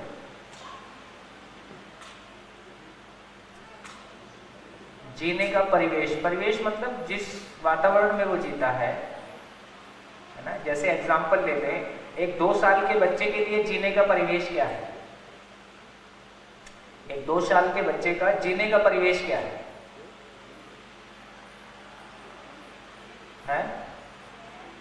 Care and food. तो माँ उसके जीने का परिवेश है ना। माँ के साथ फादर भी हो ही सकता है, लेकिन घर उसके जीने का परिवेश है, खाना उसके जीने का परिवेश है। तो बेसिकली एक बच्चे के लिए जो उसका परिवेश है वो उसके लिए अध्ययन की वस्तु है। अब बस्तर के बच्चे को आप पढ़ा रहे हो ए फॉर एप्पल, उसकी जिंदगी में कभी एप्पल वो देखेगा ही नहीं, तो एप्पल उसके लिए जीने का परिवेश हुआ। तो इसका मतलब है कि एक व्यक्ति जिस वातावरण में रहता है, जैसे जैसे उस वातावरण में ग्रो करता है, तो उस वातावरण को समझना, वहाँ की भौगोलिक स्थिति को समझना, वहाँ की स्थानीय चीज़ों को समझना, वहाँ के पेड़ पौधों को समझना, वहाँ के नदी नालों को समझना, वहाँ के पशु पक्षी को समझना, ये उसके लिए अध्ययन की वस्तु है। मैं अमेरिका के पेड़ पौधे और पशु पक्षी उसको पढ़ा रहा हूँ, इससे उसको कोई मतलब नहीं। खैर, तो सार बात इतनी कहने की कोशिश है कि अभी हम विद्यार्थी, एक बच्चा पैदाइशी, हर बच्चा पैदाइशी विद्यार्थी होता है, और हम माँ बाप भी प्रैक्टिकल के नाम पे उसके पैदाइशी विद्यार्थी होने को खत्म करते हैं, और फाइनली उसको यह सिखाते हैं कि वो पूछो जो एग्जाम में आता है, वो पढ़ो जो एग्जाम में आता है ना। और फाइनली जिंदगी कहीं और निकल गई। तो विद्यार्थी परिभाषित हुआ। अब ये भी समझ में आया कि जिसके पास इसका प्रैक्टिसेबल आंसर है, जिसके पास इसका प्रैक्टिसेबल आंसर है, उनका नाम माता पिता है,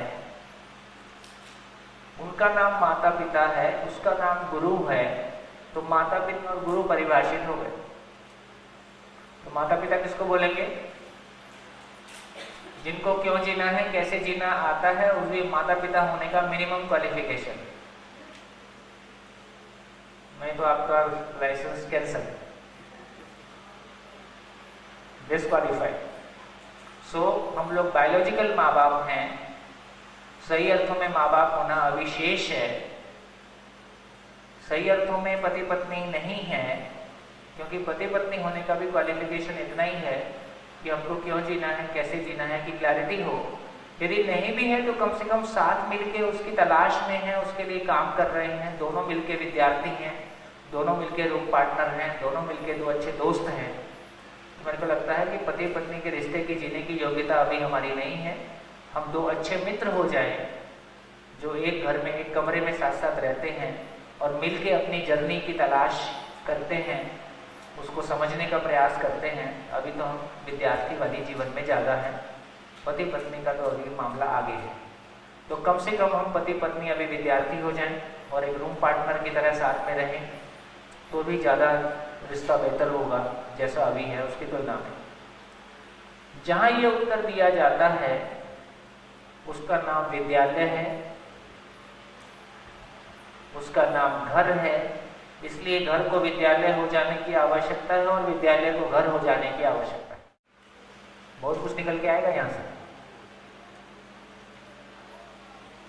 हाँ जी, और बोलिए। मुझे अच्छा नहीं भी लगे तो भी मैं करूँ उसको, उसके लिए यानी एक एग्जांपल दे दो ऐसा जो आपको अच्छा नहीं लगता हो और आपके ऊपर कोई दबाव नहीं हो और आप करते हो। एक एग्जांपल दे दो।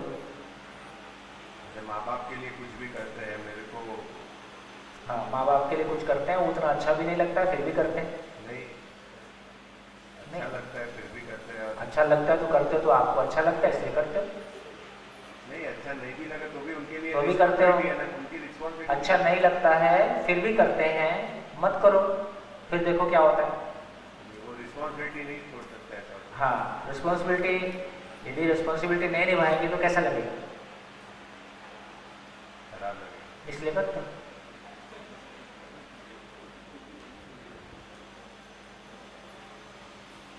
एक ढूंढ के लाओ, दम लगाओ, पूरा असहमत होने के लिए पूरी सभा दम लगाए। आप जो कुछ करते हो अपने सुखी होने के लिए करते हो। आप एक भी ऐसा एग्जाम्पल नहीं दे पाओगे जिसमें आपने खुद दुखी होकर दूसरे के लिए कुछ किया। हाँ जी, माइक पीछे, सामने रखिए। ये तो सिर्फ मेरी क्वेरी है। सपोज नेशनल लीडर्स थे जैसे महात्मा गांधी और हाँ, उनको आप इसके साथ कैसे देखते? हाँ बिल्कुल, कहीं भी रखिए तो नियम है तो सब जगह काम करेगा। तो बताइए महात्मा गांधी ने जो कुछ किया क्यों किया? महात्मा गांधी ने वो सब किया और उनकी पत्नी सहमत नहीं थी, या उनके महात्मा गांधी जी ने वही किया जो उनको ठीक लगा, जो उनको अच्छा लगा। उसमें कोई सहमत था नहीं सहमत था, उन्होंने किया। इसलिए क्या कि समझना स्वयं में होता है, जीना परिवार में होता है। अपनी जिंदगी से एग्जाम्पल लाएंगे तो आपको एक्शन भी दिखाई देता है और इंटेंशन भी दिखाई देता है।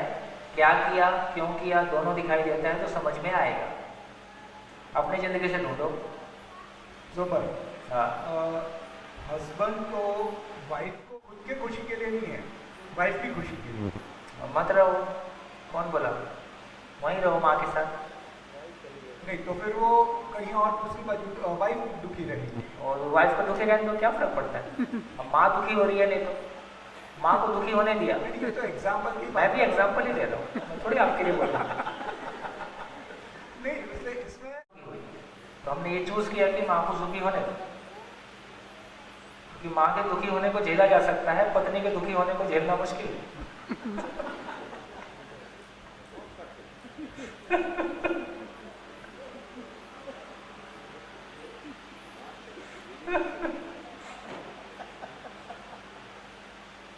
माँ के बिना चल सकता है, पत्नी के बिना चलना थोड़ा मुश्किल है? खुद के लिए किया। इसका ये मतलब है कि मैं जो कुछ भी करता हूं, मैं जो कुछ भी करता हूं, मेरे सुख को मैक्सिमाइज करने के लिए करता हूं और मेरे दुख को मिनिमाइज करने के लिए करता हूं। तो मेरा दुख जो है पत्नी का दुखी होने से वो मेरे ऊपर ट्रांसफर होता है। तो मैं दुखी ना हूं तो अलग रहे भाई, जो बोले सो ठीक। माँ को मैं देख लूंगा पर तू शांत।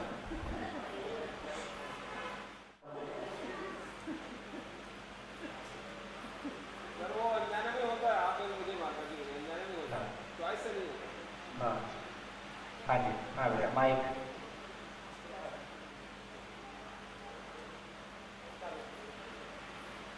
सर फिर जो हमारे सेल्फ सैबोटाजिंग बिहेवियर्स हमारे सेल्फ सैबोटाजिंग बिहेवियर, जो ऐसे जो बिहेवियर्स जो हमें बराबर ने किया कभी कुछ? बिल्कुल, मतलब लाइफ में सभी नहीं किया है कुछ ना कुछ। आप सभी को छोड़ो, अब बात तो तुमसे हो रही ना। मतलब मतलब अगर मुझे पता है कि मैं इतना खाना खा सकती हूँ, मेरी 1 रोटी की डाइट है, पर मेरे पसंद की सब्जी बनी या पसंद की चीज बनी, मैंने 3 खा ली, मैं बीमार हो गई। बहुत छोटा सा एग्जाम्पल है। बिल्कुल ठीक है। लाइफ क्यों में खा तो लिया? क्यों खा लिया? क्योंकि वो मोमेंटली हमें खुशी मिली, बट उतना ही बोल रहा हूँ। बट सर जब हम लाइफ बट की बात नहीं कर रहा, उतना ही बोल रहा हूँ, बट तो बात नहीं। ओके, पर हमें यहाँ पर अवेयरनेस तो है ना सर कि हम वो अपने आप सॉल्यूशन की चर्चा बाद में करेंगे। अभी तो ये देख रहे हैं कि जो हो रहा है उसका नियम देख रहे हैं। मोमेंट में खुशी मिल रही है, जिस मोमेंट में मैं वही करता हूँ जो मुझको सुखदायी होता है, उससे दुख निकलता हुआ बाद की बात। अभी मेरे को लगता है कि बाटली में सुख है तो मैं बाटली खोल लेता हूँ, बाद में भले जो होगा, पत्नी झगड़ा होगा, घर में झगड़ा होगा, बाद में देखेंगे। मानव वर्तमान में जीता है। कल कोई मेरे से चर्चा कर रहे थे, वो प्रेजेंट में जीते हैं, है ना। तो मानव केवल वर्तमान में जीता है और वर्तमान में वो सुखी होना चाहता है। तो जो उसको सुखदायी लगता है और जो उसको दुख से बचने के लिए लगता है वो करता है। तो दुख से बचने के लिए और सुखी होने के लिए जो समझ में आता है वही करता है। सर जैसे एक्टिविटीज में बहुत सारी एक्टिविटीज ऐसी होती है हमारी लाइफ में जो हमें करनी पसंद नहीं है पर करनी पड़ रही है, जैसे कि कुकिंग मुझे पसंद नहीं है बट मुझे करना पड़ रहा है। हाँ, मत करो। नहीं, पर नहीं चलेगा सर। तो नहीं चलेगा, इसलिए करते हो। तो क्या हुआ? तो मेरे पास 2 ऑप्शन है, कम सुख ज्यादा सुख। तो मैं क्या चूज करूंगा? ज्यादा सुख। मेरे पास 2 ही ऑप्शन है, कम दुख ज्यादा दुख। तो मैं क्या, नहीं है का मतलब वो नहीं करने से ज्यादा दुखी होंगे, इसलिए कुकिंग कर लेते हैं भाई, कम दुख होने वाला काम कर लेते हैं, सिंपल। और बोलिए। हाँ जी, माइक थोड़ा माइक पास में। मुझे ये पूछना था, एक्चुअली कोई एग्जाम्पल नहीं है बट एक क्वेश्चन। मैं एक रिलेशनशिप में हूँ जो कि ऑलमोस्ट 10 साल हो चुके हैं उस रिलेशनशिप को। उस रिलेशनशिप में मतलब डबल डेट भी हुआ है, चीट भी हुआ है, और क्या वो डबल क्या हुआ है? डबल डेटिंग भी, मतलब डबल डेट क्या हुआ? उसने ऐसा किया। हाँ। अच्छा, बट स्टिल वो मतलब रिलेशनशिप ऑन है अभी भी, और मतलब शादी की भी प्लानिंग है, सब कुछ है। मतलब मैं उस रिलेशनशिप में क्यों हूँ? क्योंकि मुझे तो दुख ही मिल रहा है। पहले से मिल रहा है तो क्यों आगे दुख पाने जाता है? मैं मतलब वही चीज़ पूछना चाहती हूँ कि ऐसा क्यों हो रहा है कि मैं उसे छोड़ नहीं पा रही हूँ, मतलब उस हाँ, चीज़ को। क्योंकि विकल्प नहीं, जबकि कोई आपकी सीट तय नहीं की गई और दूसरा भी आपकी सीट नहीं लेता है। 7 दिन हम शिविर करते हैं, अक्सर अधिकांश लोग 2-4 को छोड़ दो वो फ्री पार्टिकल होते हैं।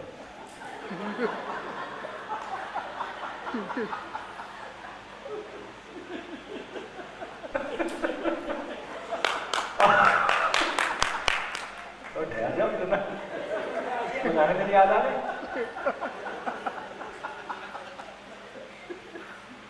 नहीं तो मैक्सिमम लोग जिस कुर्सी पे बैठ गए उस कुर्सी पे बैठेंगे, नीचे बैठ गए तो नीचे बैठेंगे, जहां बैठ गए वहीं बैठेंगे, फिर जगह चेंज नहीं करते।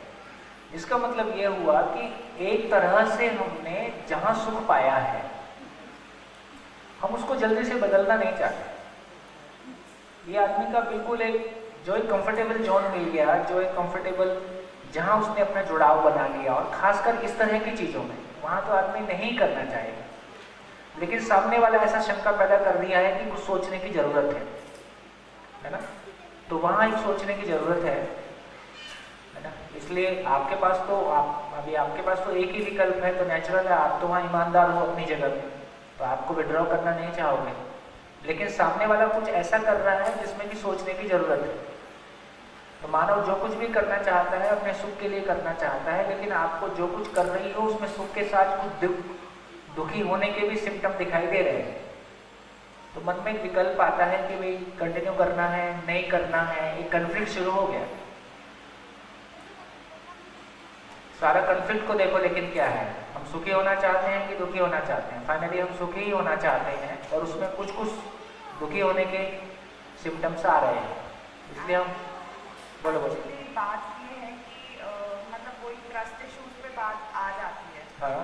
अब मतलब वो कितना ही उस चीज़ को ट्राई करे कि मैं इसका माइंडसेट चेंज करूं, कि मैं ऐसा नहीं हूँ, अब मेरे अंदर चेंजेस आ गए हैं, बट वो चीज़ मेरे लिए करना बहुत मुश्किल हो ठीक है, मैं आपकी परेशानी समझ सकता हूँ। अभी अपन सॉल्यूशन पे बात नहीं कर रहे हैं, अभी तो केवल इतनी ही चर्चा कर रहे हैं कि हाँ, मानव जो कुछ भी करता है सुख की तलाश में करता है, और जब भी उसका सुख कहीं उसमें टूटता हुआ दिखाई देता है तो वो दोबारा रीथिंक करने की जगह में आ ही जाता है, जो हम आ ही गए।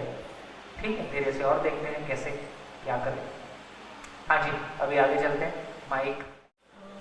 जैसे लास्ट 9 ईयर से जॉब किया मैंने। 9 ईयर्स जॉब किया। हाँ। कोरोना में गुड़िया होने के बाद कोरोना हुआ था, उसकी वजह से 19 साल से जॉब छोड़ा। आई एम कंफ्यूज्ड कि जॉब कंटिन्यू करना चाहिए, बच्चों को छोड़ के खुद की तरफ जाना चाहिए, खुद के सुख की तरफ जाना चाहिए, कि बच्चों का अपब्रिंगिंग के लिए मेरे को काम करना चाहिए। वही तो आदमी में कंपैरिजन क्रिया है, कंपैरिजन होता है। जॉब करने में सुख ज़्यादा है कि बच्चे पालने में सुख ज़्यादा है? जिसमें ज़्यादा सुख दिखाई देगा वो कर लो। अभी तो इतनी ही चर्चा कर रहे हैं कि मानव जो कुछ भी करता है सुख की तलाश। मैं जॉब में जा सकती हूँ, कुछ भी कर सकती हूँ, इंडिपेंडेंट हो सकती हूँ। अगर मैं बच्चों के पीछे जाऊँगी तो पिछले 19 साल से जैसे मैं इनके साथ हूँ घर पे इनकी अपब्रिंगिंग के लिए, तो मैं कंफ्यूज कि मैंने वो तो ऑप्शन दिया हाँ, इसका इतना ही मतलब है कि जिंदगी की समझ नहीं है तो केवल जिंदा रहने में जो सुख है वो हमको पता है, जीने का जो सुख है वो हमको पता नहीं है। जीने का जब सुख पता नहीं है तो उसकी जिम्मेदारियां हमको बोझिल लगती हैं। यदि हमको जीने के सुख का पता चल जाए तो हम ठीक निर्णय ले पाएंगे, जो कि आगे जाके भी हमको हमेशा ठीक ही लगेगा। अभी हो सकता है किसी प्रभाव में हम कोई निर्णय ले लें, लेकिन हो सकता है 5 साल बाद हमको लगेगा कि मेरा निर्णय ठीक नहीं था। इसका मतलब है कि समझने का काम पहले करते हैं, समझने के बाद निर्णय आपको ही लेना है। आप भी निर्णय लेंगे तो ही निर्णय ठीक होगा। तो अभी की क्या स्थिति है? अभी हम सबके पास जितने ये प्रॉब्लम आ रहे हैं, सारे प्रॉब्लम क्या आ रहे हैं? तो कभी हमको लगता है कि करियर को लेके मेरे को फैमिली में आगे नहीं बढ़ना है, कभी लगता है कि मेरा फैमिली के लिए नहीं जाना है क्योंकि वो फिगर के भी प्रॉब्लम है। तो तमाम तरह के प्रॉब्लम सामने आ रहे हैं। क्यों सामने आ रहे हैं? क्योंकि मेरी पहचान का आधार रूप बल दर्पण है, मेरा सुख इंद्रियों में है, उसके लिए पैसे की जरूरत होती है। तो कुल मिला के हमको ये संसार तो दिखने लगा है, लेकिन ये जो जीने का संसार था कि वो करने के बाद है ना, कितना भी अच्छा सुख हो उसके बाद कैसा लगता है, वो जो कंटिन्यूटी है मेरे थॉट प्रोसेस में, मेरे भाव और विचार का जो सुखदायी होना है, जो उसकी निरंतरता है, कुछ भी कर लो उसमें वो नहीं मिलता है। और किधर ये निरंतर हो सकता है? यदि जीने वाले सुख की निरंतरता समझ में आएगी, जीने वाली दुनिया का सुख हमारे सामने खुलेगा, तो हम एक सही निर्णय ले सकते हैं। तो जीने के लिए जिंदा रहना है कि जिंदा रहने के लिए जीना है? जीने के लिए जिंदा रहना होता है। तो जीने की क्लैरिटी नहीं है, इसलिए जिंदा रहना हावी हो जाता है। माइक। हाँ जी, सभी साथ साथ चल पा रहे हैं? हाँ जी जी सर, एक क्वेश्चन था कि क्या हमारी सुख की जो डेफिनेशन है वो सोशली डिजाइन है या फिर वो हम खुद बनाते हैं? जैसे कि अभी मैम ने जो क्वेश्चन पूछा कि मेरा करियर भी मैंने छोड़ दिया post birth of my child, तो ऐसे केस में हमारी सोसाइटी तो हमें यही बता रही है कि नहीं, अभी बच्चा है, छोटा है, तो हमें उसका ध्यान रखना है, साइड में रख दो, अभी के लिए करें। सोसाइटी ने हमें ये बोला, तो क्या हमारा आइडिया ऑफ सुख वो सोशली डिराइव्ड है या फिर वो हम खुद डिराइव कर रहे हैं? बहुत बढ़िया, बहुत बढ़िया। देखिए, बहुत बढ़िया क्वेश्चन है। और अब ये समझ में आया कि आइडिया ऑफ सुख ना मेरे द्वारा डिजाइंड है ना समाज के द्वारा डिजाइंड है। देखिए कितना इंटेलिजेंट क्वेश्चन है। तो आइडिया ऑफ सुख एग्जिस्टेंशियल है। आपका तो मन आज ऐसा है, कल वैसा हो जाएगा, तो अपना तो कोई भरोसा नहीं है, तो सुख बदलता रहेगा। तो idea of happiness is something existential, something natural, something universal, something perennial. उससे कम में कोई सुनने को भी, उससे कम में कोई एक्सेप्ट करने को भी तैयार नहीं होगा। आज मेरे को सुख ये लगता है, कल मेरे को सुख कुछ और लगेगा। समाज आज ये कहता है, कल कुछ और कहेगा, तो मैं तो कहीं का नहीं। बहुत बढ़िया, शानदार। बहुत सुखद, गुड, अच्छा सोच, कितना चेंज आया ना। हमको समाज और पिता की बात को उसके अगेंस्ट जाने का परमिशन ही नहीं था, उसमें उतना स्पेस ही नहीं था। अभी ये सारे निष्कर्षों को देख के यहाँ आ गए, यार तुम्हारे निष्कर्ष तो ठीक नहीं लग रहे हैं, अब क्या करेंगे? जो मुझको ठीक लग रहा है फिर मैं वो करूँगा, और ठीक मुझको भी पता नहीं है, तो मनमानी करके भी हम सुखी नहीं हुए और समाज की मान के भी हम सुखी नहीं हुए। तो अल्टीमेटली आइडिया ऑफ हैप्पीनेस जब तक एग्जिस्टेंशियल नहीं होगा तब तक वो टिकाऊ नहीं होगा। बहुत ही बढ़िया। इसलिए ये जब हम कह रहे हैं यहाँ पे कि मानव जो कुछ भी करता है सुख की तलाश में करता है, तो ये मैं डिजाइन कर रहा हूँ कि नागराज जी ने डिजाइन किया है कि समाज ने डिजाइन किया है? वो बाई नेचर है, वो नेचर में है। इसलिए मैं कह रहा हूँ कि आप असहमत होने का प्रयास कीजिए, नेचर में है तो टिकेगा। हाँ, ऐसा है ही नेचर में, इसको पहचाना गया कि हाँ नेचर में ऐसा है, तो नियम नेचर में है ही। तो मानव के बारे में नियम यही है कि वो जो कुछ भी करेगा सुख की तलाश में करेगा, प्यार करे तो, हत्या करे तो।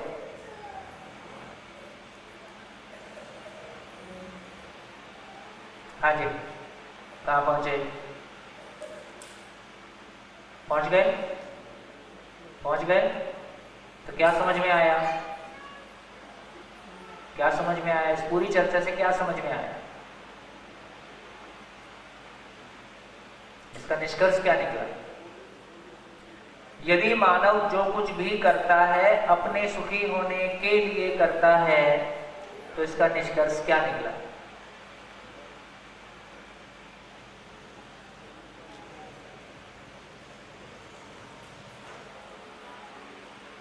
इसका निष्कर्ष क्या निकला? सुखी होना है, सुखी होना है। अरे इसका निष्कर्ष ये भी निकला कि मैंने किसी के लिए कुछ नहीं किया, मैंने इसके लिए इतना किया, मैंने उसके लिए इतना किया, मैंने समाज के लिए इतना किया, मैंने देश के लिए उतना किया, और सब एहसान फरामोश हैं, किसी के लिए कुछ नहीं करना चाहिए। तो पहली बार पता चला कि मैंने किसी के लिए कुछ नहीं किया, मैंने जो किया उस समय जैसी मेरी समझ थी मैंने खुद के लिए किया।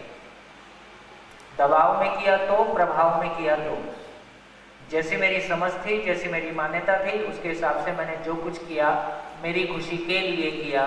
मैं वैसा ना करता तो और ज्यादा दुखी होता, तो ज्यादा दुखी ना होने के लिए और सुखी होने के लिए मैंने कोई डिजाइन बनाया। कितने लोग सहमत हैं इस बात से? यदि ये कंक्लूजन अपने अंदर आता है तो अपने को कैसा, इसका क्या फायदा होता है? अपने अंदर कुछ इसका आराम मिलेगा? नहीं। क्या आराम मिलेगा? माइक। अगर ये उसका सुखी होना है वो सही मायने में प्राकृतिक हो जाए तो सभी समस्याओं का हल हो सकता है, क्योंकि सुखी तो होना ही चाहता है, मगर उसका सुख पाने का जो तरीका है हाँ। वो ऐसा है, वो दूसरों को दुखी करते हैं। ठीक है, आप थोड़ा आगे की बात कर रहे हैं कि फाइनली इतना ही समझ में आया कि मानव जो कुछ भी करता है सुख की तलाश में करता है, और सभी ऐसे ही करते हैं, और इसके बिना काम नहीं चलेगा। और हमको इतना ही समझना है कि सुख क्या है, और नेचर में वो तरीका हमको समझ में आ गया तो जिंदगी आराम में। गाड़ी चलाना नहीं आता था और एक्सीडेंट हो गया, गाड़ी चलाना आएगा तो एक्सीडेंट नहीं होगा। अपने लिए, अपने सुख के लिए कर रही हो तो दूसरों के साथ कॉन्फ्लिक्ट बन जाते हैं। दूसरों के साथ कॉन्फ्लिक्ट खत्म हो, दूसरों के साथ कॉन्फ्लिक्ट खत्म हो जाएगा। तो मेन एक कॉन्फ्लिक्ट क्या है? मेरे को लगता है कि मैंने दूसरों के लिए बहुत कुछ किया और उन्हें वापस मेरे लिए कुछ नहीं किया, ये बहुत बड़ा कॉन्फ्लिक्ट है। तो एक बार ये आराम में आने से कि मैंने जो कुछ किया है मेरी स्वेच्छा से किया है, मेरी मनस्थिति में, मेरी पोजीशन में, एक बीवी की पोजीशन में, पत्नी की पोजीशन में पा सकती थी उसके लिए किया है, जो मेरी मनस्थिति थी उसके लिए उसमें किया है। तो किसी पे जो एहसान लादने वाली बात है, किसी के लिए जो बहुत है ना, मैंने बहुत दूसरों के लिए कुछ किया है, कहीं अपने अहंकार का पोषण भी होता है। जब मैंने दूसरों के लिए बहुत कुछ किया है तो उनसे अपेक्षा भी जगती है कि वो भी मेरे लिए कुछ किए, और वापस वो ऐसा नहीं करते हैं तो मेरा मन टूटता है। यदि कनेक्शन ही काट दिया कि मैंने जो किया उस समय मेरी समझ में जो ठीक था मैंने किया, मेरे सुखी होने के लिए किया, दूसरे के लिए नहीं किया, बच्चे के लिए नहीं किया, फैमिली के लिए नहीं किया। तो भाई एक क्लैरिफिकेशन खाली चाहिए था कि जो गुप्त दान करते हैं साइलेंट डोनेशंस बड़ा वो शायद दूसरों को सुखी करने के लिए करते या खुद के खुशी के लिए करते? खुद की तो है ही है, बट खुद की तो है ही है। नाम पद रूप पद उसके लिए वो नहीं नाम करते। पद के लिए नाम आने से झंझट गले पड़ता है, इसलिए भी नाम सामने लाना नहीं चाहते हैं। या फिर उसको थोड़ा सूक्ष्म आदमी है तो अपने अहंकार का पोषण अनावश्यक नहीं हो, उसके लिए भी करते हैं। तो उसके पीछे क्या दृष्टिकोण है इसको वही जानेगा, लेकिन उसमें कई दृष्टिकोण हो सकते हैं। बट उसका सुख उसमें शामिल तो है, उसका तो है ही है, वो तो रहेगा ही रहेगा, उसमें तो कोई बात ही नहीं। तो दूसरे के लिए बात नहीं किया, उसके लिए कुछ करना मेरा सौभाग्य है कि मेरे को ऐसे लोग मिले जिनको मैं कुछ दे सका और दे के मैं सुखी हो सका। अभी ऐसे सुपात्र ही नहीं मिलते। आप पैसा धर के बैठे रहो, ऐसे तमाम लोग पैसा धर के बैठे हैं, कहाँ दे दें कि कुछ अच्छा हो जाए, उस अच्छा होता हुआ देख के हमको सुकून आ जाए, वो हाथ नहीं मिलते।